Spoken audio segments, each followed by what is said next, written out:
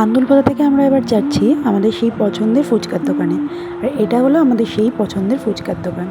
আর এই দাদা যে এত সুন্দর ফুচকা বানায়, আমরা এখানে ওয়েট করছিলাম যে কখন ফুচকা দেবে। প্রথমে আমরা টক ফুচকা ট্রাই করলাম। আমরা গেছিলাম দই ফুচকা খেতেই, আমরা ভাবলাম একবার টক ফুচকাটাও খাই। আর এটাও ছিল অসাধারণ। এবার এখানে রেডি হচ্ছে আমাদের সেই দই ফুচকা। তো দেখতেই এত সুন্দর যে খেতে তো ভালো হবেই।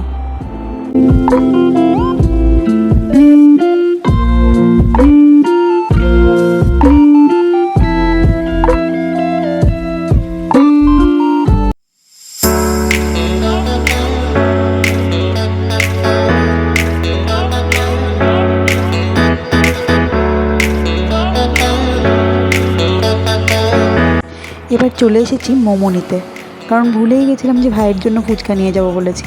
তো কিছু তো একটা নিয়ে যেতে হবে, তাই অবশেষে মোমো নিয়ে গেলাম ওর জন্য।